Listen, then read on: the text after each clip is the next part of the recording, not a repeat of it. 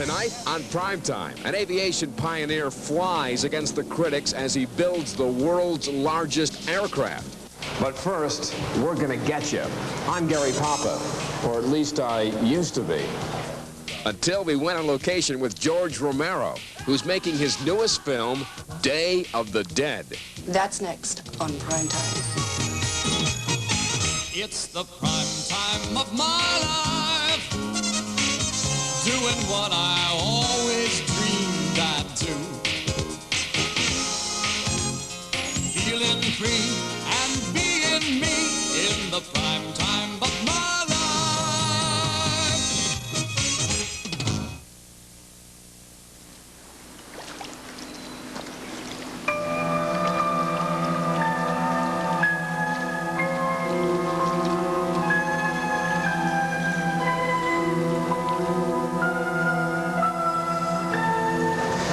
The story begins underground, back in the 50s. It was where you wanted to be in case they decided to drop the big one. That signal means to stop whatever you are doing and get to the nearest safe place fast. Always remember, the flash of an atomic bomb can come at any time, no matter where you may be. You know the places marked with the S sign? They're safe places to go when you hear the alarm. Fallout shelters. They were the places where you could hide from the blast and the radiation. We need a shot of... George Romero remembers what it was like growing up in those days in an apartment in the East Bronx of New York City. He learned to trust the fallout shelters and to fear the sky, which contained giant Air Force bombers like the Flying Wing.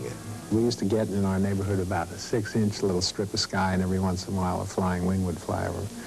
And we used to believe that they were carrying out a bomb. So it's the same thing that kids today are worried about, basically.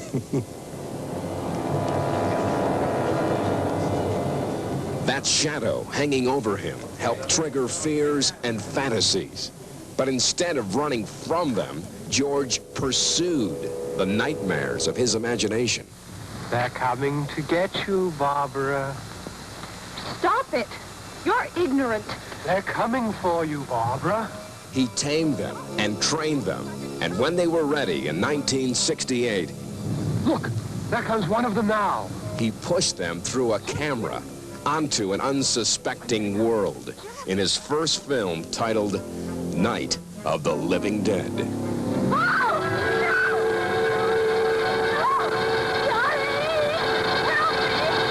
I tried to make films as a teenager, but never believed it was something that I could ever achieve. It was something that was done by elves out in Hollywood, you know. I thought it was an unattainable goal.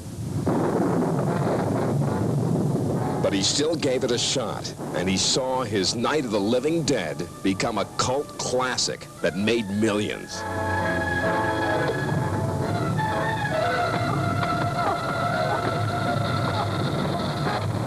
So he set up shop as a filmmaker in Pittsburgh, and soon the sequel, Dawn of the Dead, crept across the silver screen.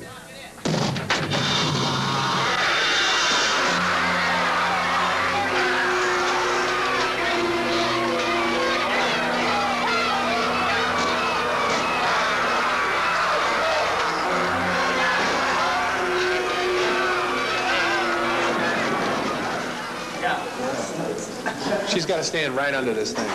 By now, at age 44, George Romero has produced, written, and directed 9 films. In other words, if you're He is recognized worldwide as the master of the horror film, and if he wanted, could move to Hollywood. Instead, he prefers to work right here in Pennsylvania, making relatively low-budget pictures his way. And now, he and his production crew have set up shop underground in Wampum, PA, outside of Pittsburgh. This used to be a limestone mine, but now it is used for storage, office space, and the making of George's latest gruesome epic. When we found this place, we just knew that it was exactly the right setting. It's like Dracula's caves. It was really like we found, you know, the entrance to hell or something. It really looks beautiful on film.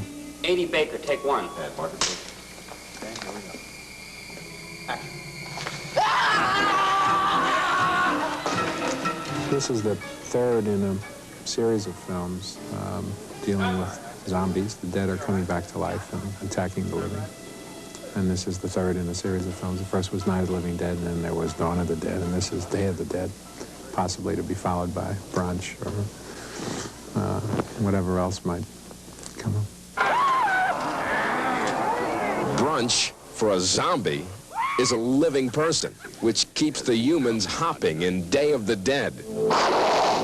It keeps the special effects department mighty busy as well, on a set where the director is always calling for more gore. But special effects wizard Tom Savini is glad to oblige. He has lots of gory tricks up his sleeve. Here he explains a cute little number that he fondly calls Pop Top. This is a mechanical device here. It's a rubber thing with eyeballs in it that move around. It's remote control. But it's actually this guy. It's his chopped off head in the finished film, you know. People love to be scared. Here, Tom explains how Pop Top will perform by using what is called a storyboard. You'll see the actor wielding the shovel, crashing down at him, a real shovel. But then we cut away, of course, to a reaction of blood splattering or something. When we cut back, it's a cutaway shovel. It looks like it's in the real actor. So the real actor can emote and stuff. You know, it's not a fake head. You can study it for a long time. We'll pump the blood out of the shovel. We cut away again, or to a different shot, of a fake head that the shovel has already pierced through, and it lobs the top of the head off, and we see the top of the head go rolling down a corridor. That's another fake head. So then we stop with this thing just turning into the camera upside down, and as people walk by it, since it's still alive, it'll look left and right, you know, as the feet pass by. Sort of a little comedy bit among all this disaster. And now, the result of this effort. If you're squeamish, you may want to close your eyes. Here is Pop Top in action. Yes, that's certainly disgusting. You can open your eyes now. But imagine if you're the guy who was the original model for Pop Top, or if you were his mom. Tom let me take it home over Thanksgiving, and I called my mom into the room and said, "Hey, Mom, come here, check this out." And I hid behind the bed, put the head on the bed, pulled all the cables back.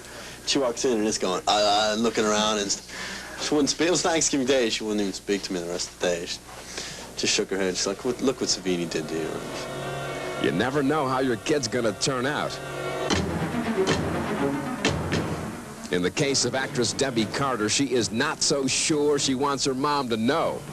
Not after she has checked out her zombie makeover in the mirror. I started laughing. I mean, I was horrified as well. I had a picture taken so I could send home to my mother, but I don't think I will. I really don't. I think she'll be scared.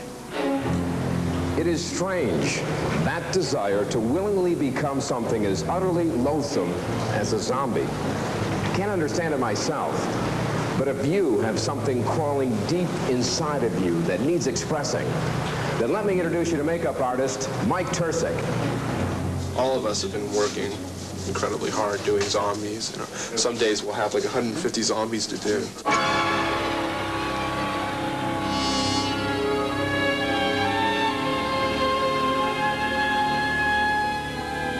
Now, you might think all you need to make a horror film is plenty of special effects, creepy costumes, and a good makeup artist. Well, you do need those. But in addition, you got to have a good script and good actors to read the lines. That's where Lori Cardille comes in. She is from Pittsburgh, but George discovered her starring in an off-Broadway play. Now she has the lead female role in Day of the Dead. She gets to stay human throughout the film, playing a scientist trying to outwit the zombies. She finds her role something she can sink her teeth into. I've made a big transition here, I think, as far as doing this part, and that is just letting it all hang out, not caring about how one looks, and just getting so into the part. It's such a liberating feeling. A.D. David, take one. Margaret, I didn't hear me. Okay, action. They try the scene again, and again, and again. It's not easy trying to get just the right touch of horror in a horror film. It's a very, very complicated process making a movie. You don't just sort of run in with a camera and shoot. Talk about shooting. You go to a George Romero film, you want to see what the bullets do, right? Well, what each bullet does is create a lot of work for Steve Kershaw, demolition expert for the special effects department. Here he demonstrates his craft with a trusting member of our primetime crew, Tom Upton. Each bullet requires a bag of fake blood, an explosive charge, a shield to protect the body against that charge, and the electronics to precisely choreograph the gore. Think of all the work involved the next time you see someone charge across the screen spraying bullets. Now that the mayhem is over, consider another filmmaking fact of life: the waiting between takes. Deep underground, where the sun don't shine, and where the limestone dust gets into your lungs, into your very bones. Gee, what's it like being in showbiz? It's like not in The Exorcist, where they had to film. I heard in a room they had to make the temperature really cold. This is real. But it's all done for a worthy cause. That is to frighten us half to death, which Romero, the fright doctor, thinks is something we all crave. In terms of why are people attracted to fantasy or to horror tales, I think they just always have been. I think there's a lot of fear in all of us. We don't know what it's all about. We don't know where we're going to go when we leave this place.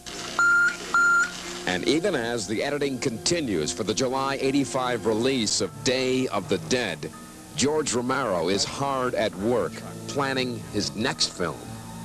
No doubt he is planning something totally outrageous, something that will go beyond the bounds of good taste, that could only be described as a prime-time horror. Speaking of horror, I meant to ask George what scares him. Oh boy, I bet the guy's really scared to death of zombies. I'm kind of afraid of the atom bomb still.